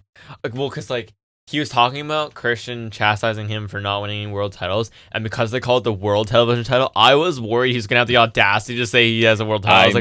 I was so ready to be like, no. But as a heel, come on. That's you can't do that. Beautiful. You can't do that. I think he has to do that. I don't think so. He said Christian created this monster. Now you have to live with him as a new face of TNT and AEW now and forever. One, he doesn't have the TNT title, wrong TV title. Two, I was just happy Kip Sabian spoke for an extended period of time. So I think this like gives Wayne and Sabian more responsibility, right? And that's what I don't think they care. No offense, I don't think they care much about Sabian, but I think they want to figure out what's going on with Nick Wayne. And I'll I don't always care about Sabian. Well, I don't think he's awesome on promos. I don't think he's bad either, right? Who, Nick Wayne? Yes. Or Sabian? Wayne, for his age, I think he's pretty good. Like, I thought this was strong enough, and like, it's something he'll just get more comfortable with. Like Fletcher has improved leaps and bounds over the last year and a half in his promo game, and Nick Wayne's just going to do the same. And Wayne's younger than basically everybody in NXT, even right? Who are in developmental, and he's already better in most facets than Cargill. So if it's just his promo game that needs work, you can easily give that time. And as long as his mom can handle it, which I think she can, for someone who was in the business, she's pretty good. Thrusting her more in the spotlight, I think, could work too. So I agree. I'm kind of open to this. I agree. I'm interested because it seems to give them all like a refreshed role, more defined, maybe defined, refreshed. Because like Kip Sabian can maybe get more promo time now without Christian. You can see more in-ring action as a tag team with Nick Wayne if you want. He can gatekeep. If we need that, right? He can gatekeep Nick Wayne if that has to be his role. Yeah. Right? But that's like already 3 potential things. It's already things he could have been doing, but now it's just like there's more room for him to kind of spread his wings, and he could even become his own thing within the group if they want. Like if he wants to be someone who could challenge for the TNT title, for example. Like I could see him being elevated to mid-card title at best, right? Well, and it could give him a little something later when he's tired of being in the younger brother's shadow. Right. He could like turn, obviously. That could be something too. And then I think it gives Mother Wayne more time to cut promos. Yep. I think there's potential. For someone who isn't trained in the business and she's only been here as long as we've seen her, I think she's quite good and like comfortable in me too. They gave acting and speaking in whatever role she's been in. They gave her a couple cheesy lines here, but that's not her choice. So yeah, I think there's potential. Nick Wayne, I think him being the focal point is all to gain for him because he's so young that could keep him forever, and he's got time to. Yeah, like if they really wanted to, because he's only 20 now, right? They could have him for another 20 years if AEW lasts that long. It's like Christian was the training wheels for him, and they took the training wheels off, right? And now you're going to pedal on your own. So I'm actually kind of interested to see where this goes for sure. Yep. Then we get Okada versus the Jobber. This was an epic match. A new theme for him, actually. Who? Quintero? How'd you notice? Why would you know that? No, it's There's backlash apparently to that again. Really? So we'll see if they can switch that back again. Okada. Mina Shirakawa. Okada's whole theme was like generic, but it is weird not hearing because I've always just heard that as it's his been theme. his, so it's kind of weird. But anyways, yeah, it is what it is. Dropkick Rainmaker, he gets the win. He calls out Swerve because Swerve screwed his friends, the Bucks, and he calls them a bitch. Swerve comes out and asks what Okada's gonna do about it. Then they leave. But for a first feud, this is pretty big. So Okada Swerve, sign me up. I agree. Like this was not about the match. It was about because this is kind of the reset, right? So here's where Swerve and Okada are doing a new direction for both of them, and it doesn't feel like a waste of time for either of them. And it will be an awesome match. It should be a great match. Absolutely. That feels like a match for Forbidden Door. That Have could they be ever faced? I wonder. No, probably not. No right? way. This feels like the match for Forbidden Door that could be intra-promotional. Yep. Because like it's big enough where it needs to be on a pay-per-view, but I don't think we can push it till should be awesome. All Out. So yeah, I just hope they sort of fill in some of the middle parts, right? And don't just give us beginning and end like WWE tends to do. I agree. But I do like where we're starting from because me too. It makes sense that Okada would be sticking it for the Bucks. It does. Then we get our main event, which is Death Riders against Hangman, Mark Briscoe, Powerhouse Hobbs, Hangman with new gear again. Sure, you say so. Black with like white on the crotch and behind, and then it's like crotchal region. White, like I think it looked like a cow pattern on the side. Still wearing like the baggy like bell bottom style pants though. Not like like the tights that don't go into the boots. It's the pants that go over the boots. Mm-hmm. I noticed all of this. Yeah. Remember like when Mox was wearing kick pads last year? That wasn't that weird. Don't remember. Remember when he was IWGP champion? He had kick pads. No. Why would I? Why would I use any of my mental capacity to remember that? Like, cause he wore the same like cargo pants he always wears, but then he started wearing kick pads instead of his boots. What a crazy guy! Like I know, I thought it was weird, and I really hated it at first. But now looking back, I think I liked it. It's good. You should probably put some thought into John Moxley's brief foray into kick pads. Yeah. It's like, why doesn't he wear kick pads now? Yes, you should. Wouldn't it have helped him in Texas Death if his shins were guarded? No, because they do more damage without. But, like, what if he wants to protect his shins opposed to doing damage? In a Texas Death, you sacrifice your shins. Everyone knows that. Okay, so then, on the contrary, he should have been wearing kick pads up until Texas Death. I just think it's weird that he wore them for a bit, and then when he came back to do Death Riders, that's when he stopped wearing them. No one cares. No one but you cares. It's also when he started using his New Japan theme song, okay. right, which is the one he uses now. That's his New Japan theme. Hobbs and Claudio started the match trading shots. I thought it was funny because we get meat and bald chance depending on who's hitting. Right. Oh, is that what the dueling chants were? Yeah. Nice. Hobbs the stalling vertical suplex to Yuta. Yuta gets hit with the clothesline from Hangman in the corner, then a basement lariat for 2. Hobbs chases Yuta outside the ring and gets distracted by Shafir. Claudio with a chop block from behind. Claudio swings Hobbs and drops him in the corner, the Death Rider's corner. Shafir gouges Briscoe's eyes and he gets shoved at the top from Mox, then a paradigm shift on the floor. Briscoe went for a sunset flip, but Claudio blocks it. Double foot stomp. Mox with a pile driver to Briscoe for 2. Eventually, we do get the Hangman hot tag flurry and things pick up. Yuta blocks a discus lariat from Hangman, but he comes back with a pop-up Liger bomb for 2, with Claudio breaking the pin. Claudio and Yuta hit Hangman with the fastball special for 2. Death Riders hit Hangman with a Doomsday device, but he lands on his feet and hits a rolling elbow to both Claudio and That was the highlight of this match. That was pretty cool. Yeah. Ori Hard moonsault to the floor from Hangman. Mox stops Hangman from hitting a buckshot. Then Hobbs hits him with a spinebuster. Yuta to the Psycho Nita Hobbs. Froggy Bow to Yuta. Then Hangman counters the neutralizer, jackknife pin for the win. Brief beatdown after the match, but then Darby Allin appears kind of up in the stands, and that allows Hangman to hit a buckshot distraction, and the Death Riders kind of retreat. So Darby Allin's kind of like doing the Sting thing, which I like. Yeah, that's what you called for a long time ago. Better late than never. Your recap of this match sounded better than the match itself to me. I did not like this. Is that a compliment to me? I guess. I thought this was boring. I didn't think it was bad. I thought it was fine. And maybe it makes sense that Hangman and Mox are probably still not 100%, and I don't know. It was just slow. It was basic. Not a lot of energy. It was pretty safe, I think, and which I thought it was fine, just because it's like a lot of people from All In, so it's just kind of like a loose ends thing. And all the people who complain about, oh, it's AEW, the ref loses control, blah blah blah, then you must have loved this, because the ref seemed to. This was not the normal, like, things break down and stuff. You don't know who's legal and stuff. I don't know, and I guess I really like that because I did not enjoy this. I thought the final couple of minutes were better. I think it also suffers from we just kind of know that Hangman Mox feud seems to be done. Yeah. So it's just kind of like, it's just the fallout. This was 17 minutes long, and I only cared about the last 2 or 3. I think it was just really huge for the Darby versus Mox. I like that his presence is kind of has Mox shook. Yeah. Like, I think it makes sense. Like, Mox kind of tried to. I think commentary were trying to suggest Mox was a little off his game, too. He was. Yeah. Which I thought was a decent story to tell, honestly. For sure. I like that. It should be. And I think it makes sense because Hangman is kind of not Mox's white whale because he has beaten him, but, like, in Texas Death, he seems to be kind of Mox's kryptonite. And then Darby seems to be kind of like the ghost of Christmas past that Mox thought he got rid of. So and again, I've been saying it's the most logical feud for Mox post world title.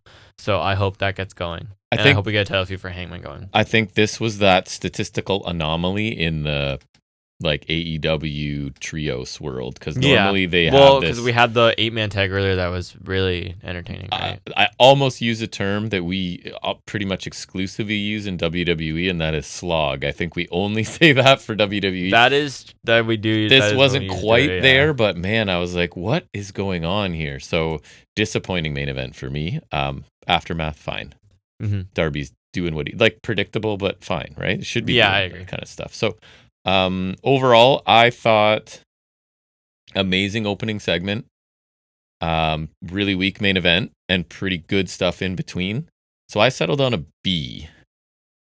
Your thoughts? I feel like you might have liked it a bit more. I think I'll agree. Yeah, it wasn't quite. I think generally a good show. For more.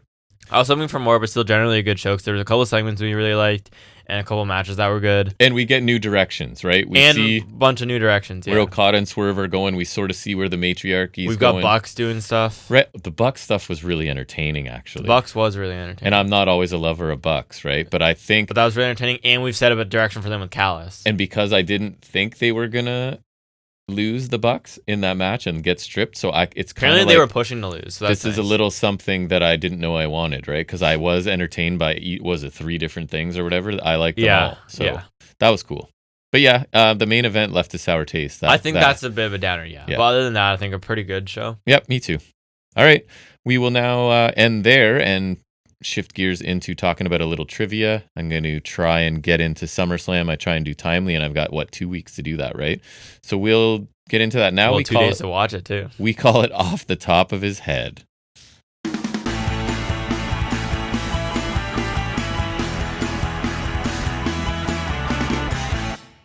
All right, so this week we're going the 20 lowest rated matches in SummerSlam history is what I asked it for. So, according to wherever I found it is what we're going to go with. So I have the event, and then if you need it, it also has why it failed if you need that. If you look like you're struggling from the event, I can give you the... Okay. All right, so SummerSlam 2017. Disappointing finish. This will give it away, but that's okay. With Singh brothers interference. Okay, Jinder Nakamura. Yes. Nakamura was badly underused. We get the opinion of AI. Interesting. This was also the feud where Jinder did the racist promo where he did like you all look the same. Oh, yeah. Yeah. Mm-hmm. SummerSlam 2016. Match never happened. Never really happened. Rusev and Roman. Due to a pre-match brawl. Rusev and Roman. Is that what it is? I think so. Okay. Sorry, I never looked at what the answer to this one was. It says Rusev and Lana versus Enzo and Big Cass. That's not. Rusev and Lana fought as a tag team, obviously. No. That's funny. That is not. I think the description is what you're saying, right? Yeah. I remember that happening because that was the first SummerSlam I watched. So I remember that happening like that. SummerSlam 1993 for WWF title. Yoko and Luger. Do you know what the finish was, or what according to this? Luger wins by count and then celebrates. That's exactly what it is. Oh my! It says Luger wins by count out and celebrates. That's like one of the infamous things because like fans were baffled. It's so funny how Vince like wanted Luger to be the next Hogan and like pushed him like that with the Lex Express, but then couldn't commit to it, so then ended up ruining it. Yeah. If they went all the way, I guarantee they probably could have succeeded with it. Like if Luger had won there, he's not a correct charismatic dude like Hogan. No, but they probably could have like at least had some form of the success they wanted, but it's just because they couldn't do it, and that's why they did the coin toss. Celebrated a count out win. That's amazing. So funny. That's why they did the thing at the '94 Rumble too, where they do him and Brett, so they could like gauge who people actually wanted, and it was Brett. Of course. SummerSlam '99. Overbooked and clunky. Mostly a vehicle for soap opera drama. Val Venus and something. Nope.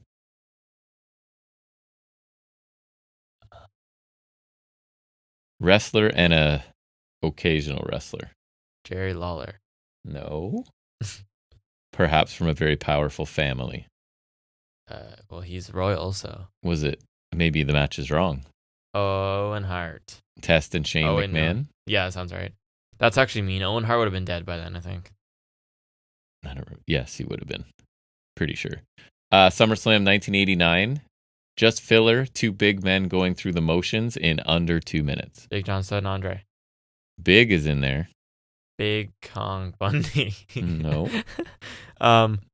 Big. Who else is big at that time? Big Boss Man? Correct. And Akeem. Yes. Nice. SummerSlam. Okay, I don't know if you know. Would they have feuded before or after they were the Twin Towers? I feel like after. Probably after. Would make more sense. I think so, but I don't actually know. SummerSlam 2005. Dude, that match is awesome. Pretty famous. Is it Hogan and Michaels? Yes. That match is awesome. Yeah. I love that match. The good thing about it is when Hogan was... That's one of the This Doesn't Work For Me brothers, isn't it? Because it's supposed to be a trilogy, and so Michaels snapped back into 90s Shawn Michaels and went 90s Shawn Michaels on his ass. But it's funny because it's Hogan, so it's like, it's actually okay for once. Yeah. You know what I mean? Yeah, if you're screwing him over. It's supposed to be a trilogy where they trade wins, but Hogan goes over in the rubber match, but Hogan's like, that doesn't work for me. So then Michaels got mad. Yeah. And oversold. But if it's in service of embarrassing Hulk Hogan, that's why it's funny. And it also is just funny, but it's funnier because it's Hogan. But when Hogan was Persona non grata, it was so hard to find, but now it's like on Netflix. God. It's on Netflix because all the SummerSlam's on there, so I rewatched it. It's so funny. I love it so much. I have the Shawn Michaels attire from that match, like in figure form. Nice. That's a great match. SummerSlam 2010. Nexus? No. Slow match that ended with a DQ failed to live up to the hype. Wade Barrett. Big Show. Orton Sheamus. Damn it. That sounds boring. SummerSlam 2011. Sloppy and painful comedy overkill. Jerry Lawler. And Michael Cole. Yes. It was the year of heel Michael Cole, so Yes. that makes sense. SummerSlam 2017. Short and one-sided. One member had just lost Money in the Bank and got Corbin buried. Cena. Right. Yeah, because like the go home on SmackDown or something, Jinder faced Cena. Corbin broke it up to cause a DQ. Then cashed in on Jinder. Cena distraction. Jinder rolls him up like that, and so then Corbin proceeded to get buried here as well. Sounds like SummerSlam 2004. Awkward real life love triangle. But then that doesn't make sense. Matt Hardy Edge. That would have been 05. So Matt Hardy's here. So Kane? Yeah. That's not real life. I know. So that's why I'm like, that's the one. What type of match was it? It's not Love Her or Leave Her. But no. Like, it's you say you like know that. wrestling. It's like Lita had to marry the Kane. It's like a part of a wedding. Vows. Till death do us part. Oh, whatever. That's the one where like Kane wins, so she has to marry him, and then he's basically like the abusive, sexually assaulting husband. Yeah. And she gets knocked up by him without her consent, so he's, like SA whole thing, right? But then because Snitsky comes in and causes her to have a miscarriage, that makes Kane a baby face. It's not my fault. It's not his fault though. And that spawns that. And that makes Kane a baby face, even though he's like terrorizing Lita before that. And then I mean, when the guy in charge of the company is an absolute monster. No, it makes sense. Yeah. But then because this is when Hardy and Lita are still together in real life, then the Edge Lita things comes out, so then Lita turns heel on Kane, because again, I cannot stress this enough, Kane has now become a babyface through nothing of his own. Mm-hmm. And then Edge and Lita become a thing, and then that leads to the actual real life love triangle, right? Which would be Hardy, Edge, Lita. SummerSlam 94. I don't think there's any reason. Taker? No. Oh. I don't think comedy match that didn't land well. Doink and Lawler? Yes. Wow. Oh, because babyface Doink sucks. This was a thing? What? Not a wrestling match. SummerSlam 2004.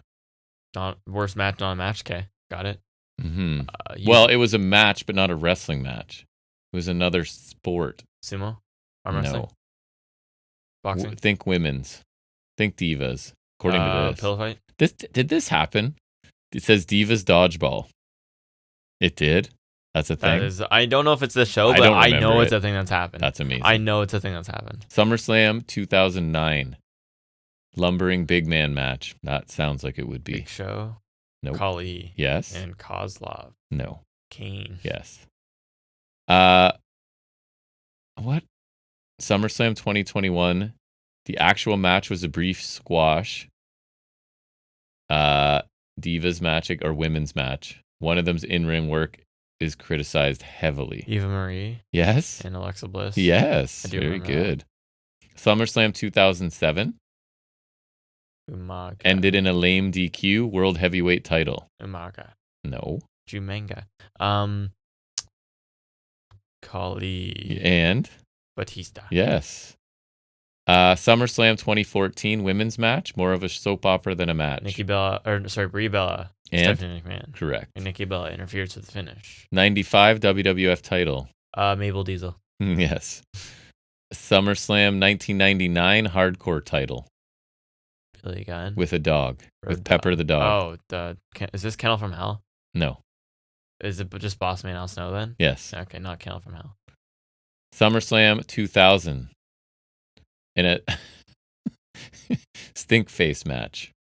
Oh, isn't it like Terry Reynolds and someone? Yes. The cat? Yes. Why? And then you've already said it, but SummerSlam 1994. Taker. Correct.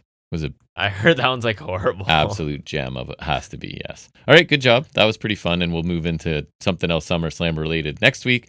Now we'll go back to talking about wrestling. It's some Raw, it's some NXT. It's what we call high spots and rest holds.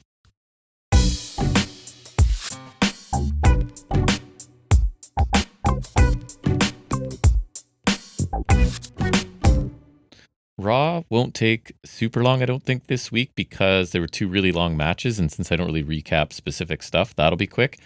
It did focus a lot on the women's division. I would say like 2/3, 3/4 of the show, which I think is a good idea coming off of Evolution. Should have just been doing them more beforehand. And also some of their stuff. But I would say take a drink every time somebody from SmackDown shows up.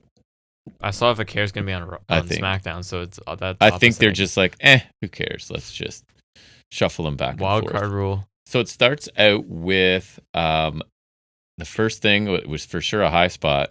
I don't watch SmackDown, so I haven't seen much of Naomi, but she opened Raw this week. Well, she'll probably stay on Raw now that she's won that title, though. And I'm happy. She's super entertaining. I do like her now. This is where the fans cheered her like crazy. She came out to the ring first thing on the show, and we've sort of talked about this, right? It's not helpful, and she tries to be like, she calls them out for like, oh, you never felt the glow, but now you're sort of doing this. Like, no, kind of, I won't. Good for her, I guess, for at least like kind of addressing that in a way. Basically, she's outgrown Belair and Cargill. Their locker room should proceed with caution, which I guess is her new catchphrase, and it's all over her gear and stuff. So that gives her something. Oh, and heart tribute kind of thing. Adds to the presentation, right? Yeah. So you got to have something like that.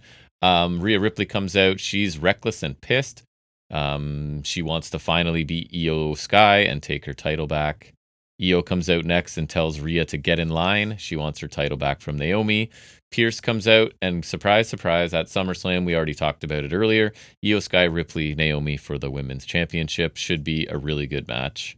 And again, the women's division, most of it is very interesting. There is a match. We get a Divas match this week, which was not interesting. But anyways, the addition of Naomi is awesome, I think, because they kind of need a strong heel, right? Because you got Ripley and Sky and stuff, so it helps. I thought it was cool. Did you see the Judgment Day this week?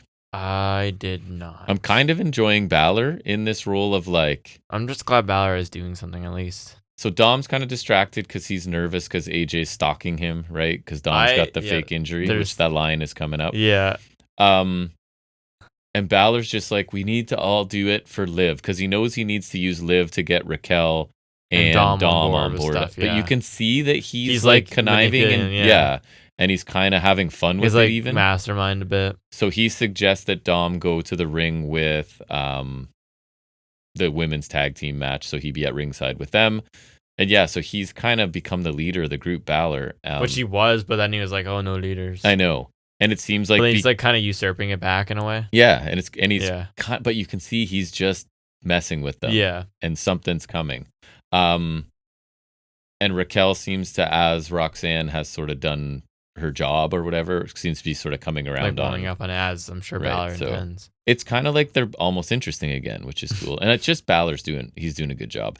So Perez and Raquel do beat the Kabuki Warriors in about 10 minutes. Asuka's awesome. Kairi Sane is not, but anyways, the finish was Perez rolls up Asuka. I think Asuka hit Dom with a back fist and then rolled up.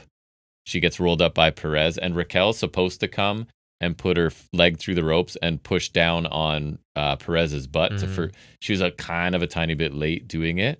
But anyways, average match. And I just feel bad for Asuka right now, right? Because they're like, tag team, because she's so good, man. We're just wasting years of Asuka. I was kind of excited when we had her win a bit in the Queen of the Ring, but then we didn't do anything with that. And I don't mean to compare Japanese to Japanese, but it's like Nakamura too, right? Like, or if you want to compare to someone who's doing good with Io. They're wasting their time. Yes, a little bit. Nakamura is a travesty.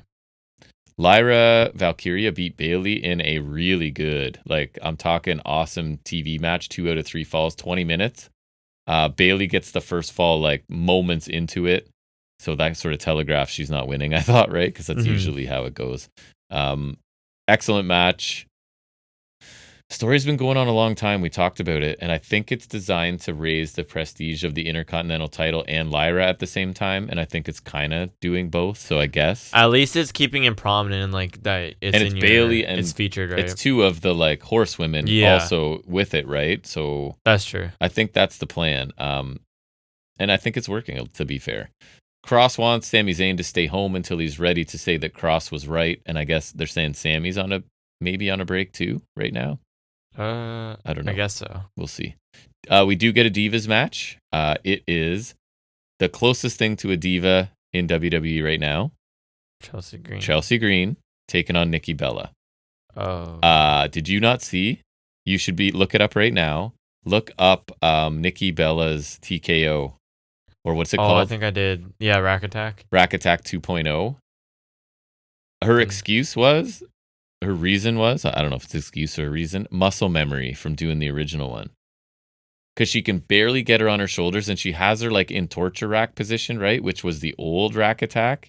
And then it's kind of like they have to struggle to get it right, and then she could barely get her. I saw it looked like kind of like slow when she dropped her. Really bad. Really, really bad. So yeah, Nikki Bella wins, and this is a reminder of a bygone era of wrestling to me. It felt like it was weird, not good. It reveals Nikki. I couldn't stand her promo. I think it was last week, and now this terrible match. So I don't know. Again, I imagine it can't be much more than temporary. No one is more prone to nostalgia than wrestling fans, and that's all there is to it. The secret Hervis attack after the match. Vicaire comes out, which I hate that Vicaire is like buddy with Nikki Bella. It really irks me for whatever reason. Nikki Bella paved the way, so it's only fair. My goodness, I'm guessing we get a tag match with these people. I'm sure. I would bet on it. Really cringy New Day Grayson Waller Pierce segment where they have wigs on a silver platter. I did see a bit of it, yeah. And then the final line is Pierce going, don't flip your wig or whatever. It was so stupid. And New Day's still doing they're in funeral procession for the morning of the tag division or whatever. And Waller's affiliated with them because so we're just not doing the theory thing then, right? We're just not doing it. Can we just stop pretending like Waller's just there? I don't know what he's doing. Can we just let's not even pretend like we're But this was really stupid with the wigs on a platter. Anyways, Dom has the line of the week. Go ahead. Oh yeah, he was because wasn't Pierce saying he looked pretty good out there? Because I think he got involved, right? He got on the apron or whatever, and you're like, and he said it's the adrenaline, and he's just like in my soul. you look pretty good, and he's kind of half, not under his breath, but lower volume, that's the adrenaline in my soul. That was awesome. So it turns out Dom will be reevaluated next week and may have to face AJ at SummerSlam, and then AJ's praying. I thought that was kind of funny too. He's praying in the background, which was a strange image, but it made me chuckle a little bit. It was funny, I thought. Rusev and Sheamus are not done. They're gonna have another match that no one will remember. Yeah. Not that the other one was bad, but banger after banger. I don't know. Rusev said, I did write down one thing he said that made me chuckle. I'm here for gold, not gingers. That's what he said. Gunther talks about beating Goldberg, wonders who's next. He'll watch the gauntlet to find out, which is the main event of the show, to find out who his next opponent is. And then it's kind of straight into it. Braun and Heyman enter. They kind of have a moment with Gunther in the ring where Heyman's confident Braun will win. I think they stood a little bit of a stare down, Braun's not intimidated was the point, I guess. And then the gauntlet starts. It's Braun and Penta first. Braun beats Penta in 9 minutes with a spear. Is the bloom coming off the Penta rose? Yes. Right? They were not just feeding him, they were feeding him people to lose to him, but now he's it's the other way. I feel like in my mind, the WWE machine is if the merch we'll move them down the card a bit and have them lose. And if the merch keeps selling, because otherwise we can find out what his floor is and just keep him there and still sell stuff. Otherwise, they don't know how to push him. I know, sad, but that's what the feeling I got. Braun then beat LA Knight next with a spear after 11 minutes. Bronson Reed gets involved because we find out that these are no DQ. Is that the case, Jack? That's not usually how gauntlets work, right? No, because it's just singles matches that happen. That happened to be right. Agree. No. So, anyways, Reed gets involved. Braun defeats Jey Uso with the spear, and then it's Punk coming in last. He beats Breaker with a GTS after 11 minutes. Jey comes back to help. So, 42 minutes overall, really, really a good showing for Braun Breaker because he was in from the beginning, right? Yeah. So 42 minutes of him working here. He looked really good throughout. It's the best they could do to, obviously he can't win, but you want to protect him. So yeah, pretty smart, right? I don't think anyone's... And he got a decent amount of wins as well. It was the fourth person he faced 40 minutes in and he lost. Yeah. So, yeah, I thought it was a good gauntlet match. Breaker looked really good. No surprise Punk won. But disappointing, but yeah. Enjoyable largely due to Breaker's talent this match. People fight after the match, and who shows up? Roman Reigns. Have you seen the Tribal Chief title that's on their website? I wonder if because remember there was the rumor of there being a Tribal Chief belt when him and Solo were fighting over the Tribal Chief ship. Well, they have a replica belt online now. Awesome. So Reigns shows up, takes out Reed and Breaker, and because there was a post-match beatdown of Punk and Uso, I guess, right? So it's evening the numbers. And so who is there from SmackDown? Reigns, Chelsea Green, Secret Hervis, all of them, right? They're SmackDown. I guess Naomi's not anymore. Anyone else? Maybe it wasn't the best drinking game. It felt like more before I recapped it. How many people from SmackDown again? Because Chelsea. Yeah, so maybe just her and Roman? No, Roman's... I think he's on Raw now. I don't know. I feel like he's been on Raw most of the time. It just feels like he's kind of whatever now. I don't know. I don't know. Of all the people, I worry about him the least. Let's talk about NXT instead. JC Jane comes out to blame the other two in Fatal Influence for her loss at Great American Bash. Then she turns her attention, talks trash about Masha Slamovich, says she's going to take her title. Masha comes out to disagree after a bit of, I think someone had to hand her a second mic. She'll become the first TNA knockout to win the NXT women's title. Imagine JC Jane beats her. Imagine. I think that's what's happening. That'd be crazy. Saul and Zarya come out and they think Masha will beat JC Jane. They brawl, the faces stand tall. I don't love the TNA crossover stuff still. And man, do I remember how much I loved Masha Slamovich when she was the or even just MK Ultra, that too. Destructive heel who just screamed in Russian, right? And now she's the baby face, speaks perfect English. I have a Masha Slamovich shirt, for crying out loud. You do. Russian Dynamite. But anyways, mediocre face Masha, but heel Masha is amazing. Shocker, this segment leads to a 6-woman tag match on this show. So, because NXT hates me, and this show annoyed me quite a bit, I'll tell you right now, I get 3, I think it was, Tony D family segments ahead of the match. Or is it 2 in the match? Whatever, way too much. Whatever way you look at it. Obviously. So the first one is Tony talking about his early time in NXT, and we even get some 2.0 highlights and stuff. All the advice he's received from his mobster family along the way. And so, yeah, I'm just sort of getting ready because they put it in chapters. So then I knew right away, chapter 1. But at least you you can brace for impact. You know? That's right. I guess that was nice of them. By the way, you're getting 2 or 3 of this. We had Santana, Hendry, and Trick take on Dark State. And so 2/3 of the show at this point has involved TNA, and it really annoys me. I do like Santana a lot, but I watched TNA for years. I don't watch it anymore. I don't need. Well, this is what you get. This is what I get. This is what you get for having that partnership around. Trick eventually annoys his babyface teammates enough that they take him out. Now the TNA babyfaces are outnumbered. Did you hear who showed up? To no reaction? The system. So that is Fandango and, I don't know, was it Eddie Edwards and Myers, I think? Yeah. So the match is no contest because Dark State can't lose, and TNA guys shouldn't really lose either, I guess. So that's what you get. Yeah, that's how you protect that, I guess, because you gotta. You're protecting Dark State right now. Of Dark State, Osiris, what is it, Griffin? Griffin, yeah. He has a bit of a presence. He's huge, and they have definitely pulled back from their hyping of Saquon Sugars for whatever reason. Because I couldn't believe how much. I'm just glad they stopped on that. For a group they were trying to present as we don't know who the leader is, and they were him. Yeah, and he wasn't doing anything. Then they also try to present Dion as the leader at one point too. That he seems to be that route. So NXT, man, they're spending a lot of time and energy building for Slammiversary, and it's insane to me. And it's not helping to put NXT. in that much effort because it's not their thing. It's not your company. Unless it is, and we don't know. I don't know. I mean, they could have already picked it up. And the system are so bland and are just... They're a group of mid-level guys nearing the end of their career, and you're putting them... why did you get rid of Gallus to bring in the system? Yeah, and now, then you're going to have Dark State face them in Cardona. Oh my God. No. I don't like all this. Then, just because blurring the lines between one company isn't enough, it's now Callie Armstrong, who I'm who is this?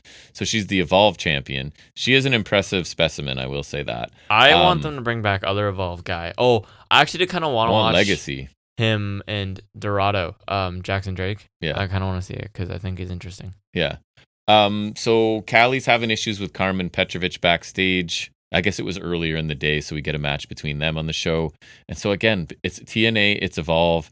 Got a lot of NXT talent just kind of sitting around. It's now it's just it's almost when WWE acquired people from the Invasion, the roster's bloated. Now it's like because NXT's feeding in people from Evolve and LFG and TNA all at once. And it's like WWE created the brand split to split the rosters. Guess what? These are already split. They're all on. They already have their own shows. Just you're like pooling them together so much for no reason. So I'm sure there's NXT talent that aren't thrilled because they're not getting any time. Yeah, at the expense of these guys. So this match was less than 2 minutes, was a no contest, so both matches don't really have a finish so far in this episode. Will Washington, what the heck? Jordan Grace attacks and calls out Blake Monroe. And Monroe vignette with the narrator, ripping on Grace and saying she's not worthy of facing Monroe, and Monroe's in the bathtub again, but she's more serious this time and invites Grace to watch Monroe's first singles match next week in NXT. Who is it against? I remember I saw it. Or is it against? It's not against Grace. No, it's coming up. Okay, I can't remember. And then I only say that because I can't remember, but I know it's coming up. And then Jordan Grace snaps. I didn't mention it, but Stevie Turner and Robert Stone were in the ring, so they get taken out because she's super big mad at Monroe. That she is. Second Tony D segment is him talking about Stax and their history together. So not only did I have to endure the years of this story that's driven me crazy, I now have to watch them recap every step of the way. And then wrestle.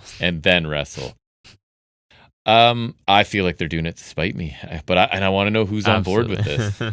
Do people like this? Again, I say that all the time. They probably do. I don't know. What do I know? More LFG people I don't know are talking awkwardly backstage when Trick comes in and pissed off. He basically big times them, and one of them sort of steps forward like he wants to do something about it. Trick says something to him and leaves, and then the Undertaker phones one of the LFG kids. Oh yeah, and Taker's coming next week too. Stop. This is bad. This episode annoyed me greatly. Ava's mad at Jasper Troy for attacking Ricky Saints during the match at Great American Bash. He thinks he's justified because I think he got bumped into technically. Ava disagrees, gives him a one-on-one match with Saints next week. So what a wicked punishment for this guy, eh? What was it? He gets a match against Ricky Saints. That's some good general managing, don't you think? I mean, it's Ava. You attack people who barely bumped into you. Yeah, no, that makes sense. You get a match. That makes sense. Yeah. She's good. She's good at her job. So I have to change the spelling of something there. Then we get family segment number 3 is focused on Luca Crucifino, my favorite of the 3 right now. That's fair because he's the one with the most upside. I think so. Well, you've kind of seen what you have in the other two. Yes. Stax is kind of plateaued, it feels like, and Luca's got good intensity. And Tony sucks. Tony's just whatever. Just as recapping more of a terrible story that has spanned years, and this is the only proper NXT only stuff I'm getting on this show, and it's driving this is the NXT stuff. This is what you get. I even have in my notes. This episode is pissing me off. This is your women's match of the week. That's right. Hey, that gimmick's been retired, kind of. It doesn't really need to come out as much, I feel like. Lash talks about how well she did in the Battle Royal I haven't seen yet, probably won't see, and how she'll be waiting for whoever wins both titles at Slammiversary. Jada interrupts, says she made an impression in the Battle Royal too. My note says, even when it's 2 NXT people, they have to talk about TNA. This is crazy. Stax, never going to escape it. Stax, Luca, and Tony. Crowbar. This is all my notes. Crowbar, Stax and Luca hit a shatter machine. Stax swings Crowbar at Luca, who ducks. Tony spears Stax through the barricade, slams Luca through the announce table, hits the spine buster to Stax in the ring for the win. After 14 minutes, totally fine, cromulent, triple threat match. Again, Luca is the most promising of the group. Very cromulent. Should have been better for the time they had invested in this, right? Yeah. This should have been a banger of a match. 14 minutes was not. Fine, though. Corey Graves says this should be a new beginning and fresh start for Tony D. Thank God. I feel like that's them going, this is over, and me going, thank you. But you're still going to have to deal with them doing something, though. I know. You're not getting out of this. And sometimes if I didn't like all 3, I'd be like, at least I'm getting all the stuff I dislike in one. Yeah, but I don't mind Luca. He's kind of cool. You're not getting that anymore. Tavion Heights is annoyed with Ren because she threw in the towel last week in his match against Dempsey. Dempsey walks up. Tavion basically has nothing to say to Dempsey. Dempsey says they can run it back, but Ren is like, nope, I have a match next week against Blake Monroe. It's time for Ren to do something for once. Basically, she says, if the guys want to be in her corner, it's their choice. So kind of saying like, right. For me, I guess the appeal is to Heights. Like, listen, for me, you got to tolerate this guy. You did the stipulation, is binding that you are now an indentured servant or whatever to Charlie Dempsey. Can't just get out of it again. Briggs is in the ring to speak, and he is very aggressively booed by this crowd. They actually boo. It's nice to see. They boo people that they need to boo. NXT, because it's different. It's an It is different, universe. Separate. He's pissed that Inamura got a title shot so quickly when Briggs has been here for years. Not unfair to say. And something about, like, I think even reference he's been having great matches because he has had some really good matches. Inamura is too nice and should have taken his shot using any means necessary. Oba's music hits. He comes out. He's pissed at Briggs for tainting Oba's victory. Briggs thinks Oba is about to break. Inamura is a man of honor, but Briggs says he's not. Inamura comes out to ask what Briggs is doing. Briggs says he's doing what Inamura should have done. Femi thinks Inamura deserves another shot, and Briggs accuses Femi of, I like this too, he's like, you want to give him another shot because I'm the one that you should be worried about. I wonder if he's saying that just to piss him off too. Then Briggs suggests a triple threat match for next week, and I think he attacks Oba before Oba can even answer, and it's a decent way to keep Femi busy until there's a real contender, which I don't know who that is. Starks? Jasper Troy. Yeah, I guess. Honestly, Starks is probably your best. Not sure why Briggs deserves a title shot, but he talked his way into it, I guess. Doesn't. Ethan Page, in a kind of funny, patriotic pre-recorded segment, hyping up his win at Great American Bash. I did see that. I thought it was pretty good. He was kind of like, on July 1st, Canadian Independence Day was celebrated. Yeah. Then the 4th of July happened. And then I retained my title, yada, yada. Yeah. I don't know. I thought it was pretty funny. I did see that. I am enjoying the character they have him doing right now. So it's a big improvement from like the chicken heel champion he was doing last year. Very big. It's showing his range though, so I guess so. He'll have a celebration in Houston next week because he hates whatever location they're in now. Easy route to insult America, but he does it well. Jasper Troy will find out next week why he shouldn't have messed with Ricky Saints. And I only made note of this because I wanted to ask you, who wins that match? Does Jasper Troy take another loss? I feel like he should. If he's not being Javon, he should not be being Ricky. I agree. Because I feel like they see a lot of upside in Ricky. I think maybe the early domination stuff was just a trial balloon to see how people received it. I hope so, right? Yeah, because they got lots of time. Yeah. Masha and Zaruka being baby faces backstage as the culling are in the background. I think the faces walk away, and Paxley is worried that Dame is mad at her, but Dame is actually like really sweet and reassuring, and she said that, you're one of the culling now. And then Paxley says she has an idea. So we'll see. It did seem, unless Dame's just being insincere, but she sounds sincere. True. Fatal Influence versus Masha, Saul, and Zarya. And I didn't understand. I even put question marks because I use that to I'm confused. Yeah. Lexus King is watching in the stands with headphones. So not even headphones, but when we'd go to Monster Jam when you were little and or like the ones that some of the special kids have at school. Yes, your brother's even younger than you, so we put them on him to drown things out. So, and then commentary actually helped, because sometimes I'm like, why don't you show us instead of telling us? But I needed this. They tried to show me. I didn't get it. They said that he's walking a mile in Miles Bourne's shoes. And then we cut away mid-match at one point for Ava taking off his headphones and tell him to stop pretending to be deaf, which might have been the funniest thing she ever said that had nothing to do with her, really.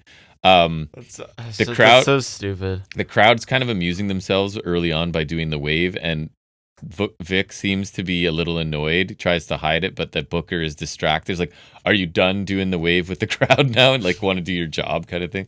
And then I was like, great. I made a note that Graves called it. He said, you can't expect to plug Masha into a trio. Trio? You can't say that. That's crazy. Culling come down. Ruka and Zarya dive onto Damon Paxley. Hank and Tank come down too to neutralize those guys. And we get a Masha Slamovich snowplow to JC Jane for the win in 12 minutes. Pretty good trios match. I thought Masha looked really strong, but she held up both belts, so prepare yourselves. She won here and held up both belts. So Yeah, you're JC done. Jane's winning champion of 2 companies. You ready for that? That's like poor TNA. Or did we go with a non-finish? Can you have either one of them having both? Even Love Masha, can she have both? I don't know. Well, then you really shouldn't have done it. Obviously, like you just can't. You can't be doing that then. I think it'll be telling where it sits on the card. Is that Slammiversary they're doing this? Yes. I kind of feel like you have to go no finish, but then you're don't right. Do then that. Don't. So looks like Jason. All the standard, tea leaves of wrestling say that it's that's not good. Masha Imagine loses. TNA having both their top belts in NXT, and one of them's JC Jane. Actually, sorry, both of them are horrible. I don't know. So that's crazy. I'm a little curious. That's crazy. Yeah. Anyways, that's all I have. Anything pressing? I don't have anything either. I'm figuring should be interesting next week. So I think it's almost Comic-Con season. All right, cool. So we'll budget that in. We'll get a figure update. I was telling you, I saw at least leaks that the next Mania wave should have Rollins from this Mania, which would be all white, nice. And then also Stardust. Oh my god, awesome! And the build figure is, I will see if it's real, but the build figure is Sam Roberts. That's so dumb. The amount that doesn't interest me is like insane. Yeah, I would just throw those bits out. Oh yeah, that's what I'll do because I'm gonna buy. I'll buy Rollins. Melt them into some. Turn them into like a figure. Chain or something. No, it's not gold. Anyways, we'll talk about all those figure updates next week, along with the same stuff we did this week, but from a different week. So it'll be like all new content even. Thanks for checking us out, spending any time out of your week listening to us talk about wrestling. Really do appreciate it. We will be back down here for 262 next week, and until then, everybody, take care.